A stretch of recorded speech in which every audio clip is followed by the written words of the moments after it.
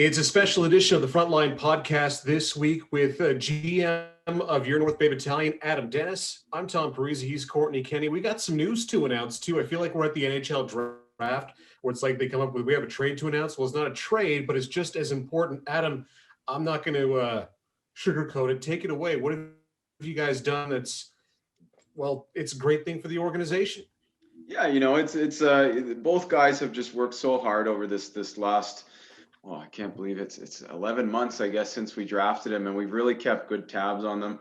In Owen's case, he had the chance to get into some junior B games early, not registered, but some exhibition that we were able to watch, and just see him playing against older guys really gave us a good indication.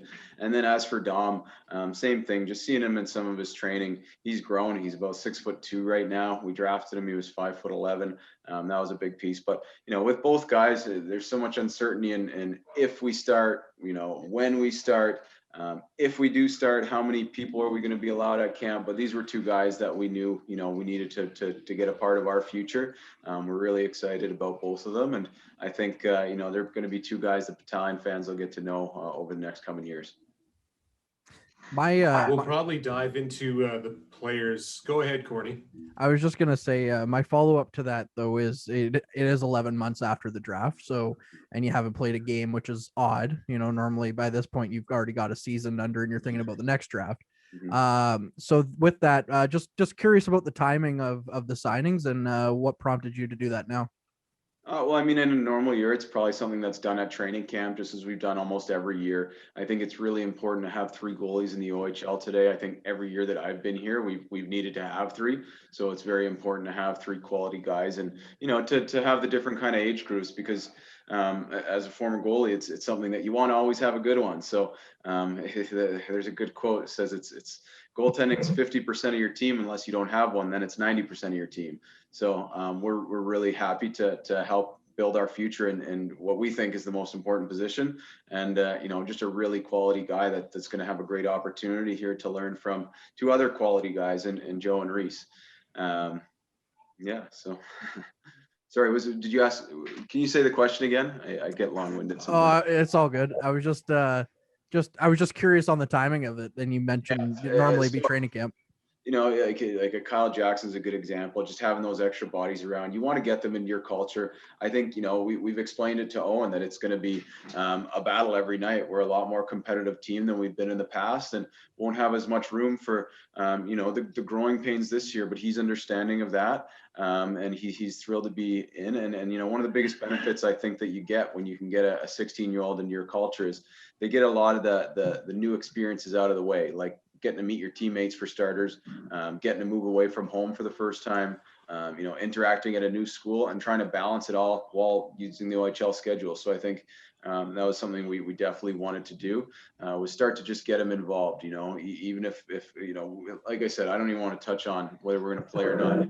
I get asked about 35 times a day, so please don't ask. But something that regardless we can get them involved with our team Zoom calls, get them to meet some of the older players on our team, start to see some habits, to get them involved with the information that we're giving out to our squad in terms of fitness and nutrition. So there's lots of reasons to do it, and the other thing was make sure that they're ours. So this is 5 draft picks from the most recent draft, and that's an incredible haul already signed. That's not to say another like Justin Brazeau comes around where down the line he comes up further, but how important is that to the organization where 5 of the most recent draft picks are locked in? Well, we think it's a great thing right now. We hope that we're right and everything works out the way that we want it to. But we really believe that for our team to have success, it's building through the draft, to have homegrown kids, to get to know them from this part, because this is the time that you get to interview them. I've got one coming up at 7:30 with another family, and we take about an hour with them. We talk to them, teach them about North Bay, we get to know them. So there is a huge feeling out process. When you trade for guys, you don't get that. There's so many unknowns, and you're getting a guy that, somebody else is okay with losing. So I always think that if you can build through the draft, it's really important. And just because we have 5 guys signed, it's not to say that we're finished with that draft class. There's a lot of quality players from that draft, and you may see a couple more from that 04 age group as well. A lot of the perception before was that it was tough to get guys to come up here, but to get the 5 already that have wanted to, obviously sign with the Battalion. What's that kind of like? It seems like a big 180. I mean, it's nice. I think it's a big credit to Coach Houlihan and the job he did in such a short amount of time. It was really easy for me and the rest of the management team with John Owen Stanley and Charles Abbott to go and talk to players and just show examples of the way Ryan wants to do things. In cases whenever he was available, he also jumped on and got to meet the kids themselves. So I think that goes a long way. We're dealing with 15, 16-year-old kids here. So it's really important that first the player is excited about coming, but mom and dad has all their answers checked. It's as a parent, we fully understand that. And it's our job to it's not just us getting to know them, it's about them getting to know us. So we feel like we have a pretty cool opportunity to show North Bay. I've lived here for 5 years now, and I love it. My kids love it. It's really easy to speak about that. So I think just every year we've been able to add a little bit to our package. Our strategy has certainly changed quite a bit. We've been a lot more aggressive in recruiting and selling our program and selling our staff and making sure that people really just know about us. I mean, we don't want to have that misconception anymore that we're the Thunder Bay Battalion instead of the North Bay Battalion. We are not that far from the GTA. In fact, we're right in the middle of the pack when it comes to travel. When you can explain to the kid from the GTA that we're just as far as Sarnia and Windsor, it's funny. They think North Bay is so far away, but when they're able to do the drive, which is a beautiful drive, a safe drive with 4-lane highways, it's something that, it speaks for itself, I really think. So when we can start to show more of a consistent program and start to, push more guys into the NHL, I think it's going to get even easier. But that's the challenge, and it's hockey. So ultimately, you got to play the game to get there. Owen is another captain of his hockey team. You guys ever afraid there's too many cooks in the kitchen when it comes to having, that many leaders on one team, or is it just part of the plan? No, I mean, I think it's the one predictor of future success is character, especially like when you go through a pandemic, especially when, you're a young kid and you don't know if you're going to grow 6 inches. You don't know what's going to happen. All those things are up in the air. But if you have character, I know that you're going to work at it, and I know that you're not going to quit. Owen just oozes character. He's the captain of a team that had a lot of leaders. So, if you look at the draft, they had several players that were drafted very high and in their own right, very good kids, very high character and very good leaders. So to get a kid like that in the 4th round, we're very, very excited. Not to give away all the secrets or anything, but I'm just curious. I know we've talked about this a little bit before, but I'm just curious what goes into that sell job of trying to sell North Bay like that, like when you're talking to the kids. Well, it's not just like, you don't just draft a kid and say, okay, we're going to convince them. You do the homework beforehand, and our strategies have varied and how many kids that we interview. The Zoom era has really changed things for us as well, because I like to think that we're pretty tech savvy. I like to think that we can put a pretty good presentation together through Zoom with the video capabilities, with the access that we have to different information about North Bay, to show people our staff. I think it's a really big advantage for us to have it through Zoom. But the process starts right in September. In a normal year, it starts right in September. We're in contact with all the team's coaches, trying to find out just who the kids are, any tidbit we can get. And we're like, we're like mice. We're taking crumbs wherever we can. Like wherever you see things, you throw it in your notebook, and then by the end of the year, you have a lot of different opinions and a lot of different notes, and you have your own opinions as well. So it does come together. You get to know kids. You ask the questions before the draft, not necessarily would you come, but like would you have some interest in hearing us out if we drafted you, or at least come to experience it.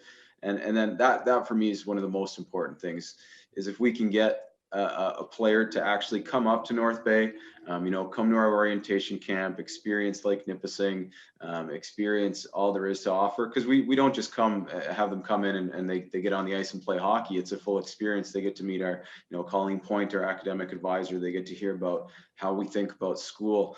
They do a bus tour around North Bay. We show them all the key spots. And then, in most years we finish with a cruise around the lake that really showcases what we have. So it's a great experience. And like I said, I wasn't here for Cam Dineen, but I heard he was one of those too, where you take him in the 14th round, he's a flyer, and then all of a sudden you get him up to camp and he doesn't want to leave. So it's a cool thing, and it speaks volumes to our city. Since November, you guys have had, or early December, John Wynn Stanley's been part of the staff. How has he changed things when it comes to those crumbs of information that he must have just piles of? I mean, John Wynn Stanley is going to be a GM in this league at some point. As long as we can hold on to him, I'm very grateful. He's been amazing for me as a young GM. I really think that he brings so much to the table. Just the connections. It's been really cool. I feel like I walk into a rink even during a pandemic, and he's Jerry Maguire. Like, everybody knows who he is, and the guy at the rinks, and people know him. He's got so many different ties just from working with the JRC organization, from the Everest Academy. He's a hockey guy through and through. So, we've really divided and conquered as far as picking off our contacts throughout the league, and getting all the insight and information. And in this year especially, he's been huge at tracking down those crumbs on these age groups. And he has a pretty good grasp before they even got on the ice for the minor midget year. So he's been huge. And then the other side too is we now have that constant voice in Toronto that when somebody says, "Oh, North Bay, like, how many flights does it take to get there?" He's like, he can say, "Well, I was up there last week and then I was back before dinner." So it's a pretty easy thing having him. He's been a huge addition. So we've talked a lot about the Ty Nelson, Wakely and Mathurin coming up. Let's break it down and talk a lot about these two new additions, the Van Steensel and DiVincentiis. That's a tough name to say, so thanks for drafting a guy with a tough name to say for all of us in the media. We really love that. That's the goal. I was talking actually to Matt Sukum earlier today, and he's like, that must be what's going on, because I don't know what's going on. But if you can just break down what you saw from Van Steensel last year and what you liked about him and the type of player he is. He's kind of like your Swiss Army knife, Owen. You can really put him in a lot of different situations. His IQ is kind of off the charts. And he's got that work ethic that I think you guys have now heard us talk about quite a bit, is the skilled worker prototype that we feel that he fits in. We told him, we were honest with him after camp, is you're a little bit light for the OHL. You got to really take things seriously in your off ice training. And he did. So he's put on some size. He's really added an extra step on the ice. And I think it's one of those things, when you talk about character, you don't just ask that to everybody, and it's not that easy to just do it. But he's done it, and he's had a great off season, and that's something that's really resonated with our staff. As for Dom, he's such a student of the game that it was almost since the moment that we met him, and then we started, because we haven't been able to get any of these kids officially down here. Some of them have made their own trips up to just see North Bay and visit, and we've been happy to show them around when we're allowed to, given the restrictions. But Dom's a guy that, we had our first orientation with him on Zoom like this, because we couldn't get them into town. So we showed him kind of everything, showed him the development model. I actually set him up with Joe Verbetic, so they started texting each other back and forth, and then we showed him our video platform where we can get games, and it was right away, ding, text, can I get some video from ding, text, can I get some video of Joe Verbetic, ding, text, can I get some video of Carey Price? So he's a guy that is always hungry, he's always thinking hockey, and like I said, he was physically, he was a different kid when we drafted him. We saw him a lot last year in the OHL Cup, and he's got ice in his veins. He was outstanding, playing against Johnny Wynn Stanley's JRC, who was probably the head and shoulders favorite all year. And then, you get into the GTHL finals, and Dom was the reason that they went to that deciding fifth game. He was outstanding. And there was nights where I saw Ty get, it's funny to say, with a defenseman, he must have had 15, 17 shots in a game. And unfortunately for him, none of them got by Dom and the ones that I was down for. But we loved him at 5'11", and now he's 6'2". So it's a nice little bonus. Of course, with everything up in the air and not really knowing where things are going to go in a normal year, if this was a normal year, what would normally be the development path for these guys? If they don't necessarily crack the roster per se in the rookie season. Yeah, I mean, we told both of them that and these were discussions that we had in before September, even planning for a normal season. And Owen was set to play in St. Mary's, and Dom was set to play in Brampton with their seasons up in the air, and our season up in the air. We just felt like they were guys that regardless we needed to get into our program, but it's really important for us for those guys to get ice. No different. Joe Verbetic spent the year in Powassan, and got cups of coffee to try and, like I said earlier, just ease that transition into the OHL.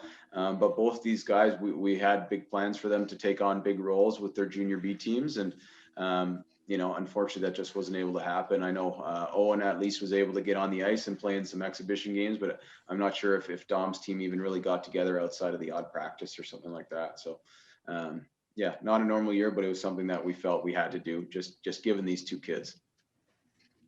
We're seeing a lot of NHL teams or even American Hockey League teams kind of call up some OHL kids. Have they been on you guys to talk to anybody? No, that's something that's.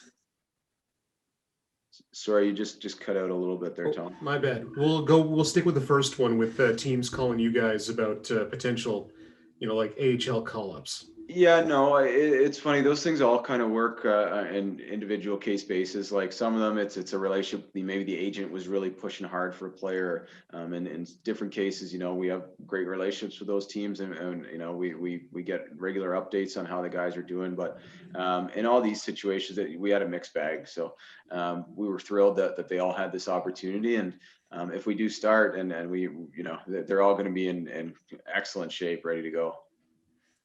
And what about scouts? Are they talking to you guys at all, NHL scouts, about drafting this year and whatnot? What are those conversations like? Yeah, you know what? Trying to find out kind of what's happened over the last 11 months with some of these guys, because there's a lot of unanswered. They've been doing a lot of going through the archives and checking the last couple of years, not the last couple of years, last year, and really watching on the guys, the game action that they do have out there. We've heard some talk of the NHL wanting to push back this draft and whatnot, but with you guys, how tough is it to kind of think of, I know you've seen a lot of these players previously, but how tough is it to think of the next draft and be like, who are we going to find when it's kind of hasn't been much this season? I mean, the nice thing always is every team's got a level playing field in this year's draft. So we're all working off the same kind of things. And last year was unique too, because we really lost the last month before the draft, in person at least. So that wasn't the easiest thing to do either. There was a lot of audibles and changing on the fly. So I think 12 months in, we're kind of used to audibling at the line and doing things as we do. So we've taken some different approaches that hopefully we never have to use. It's kind of your pandemic playbook, I guess you call it. But you change on the fly. That's the nice thing about having great people to work with is nothing seems too daunting, and we're always bouncing ideas to try and get the best out of what we need. All right, Adam. Well, we really appreciate the time today. We'll get you a couple of minutes here in between your two interviews here tonight. So we do appreciate you coming on and talking about the news of the day. Of course, exciting stuff when player transactions start happening, because maybe there's just a glimmer of hope there with that. Maybe, hopefully. Thanks so much. We'll see you guys. Thank you for your time as always. It's a pleasure. Thank you, sir. Okay. Take care, guys.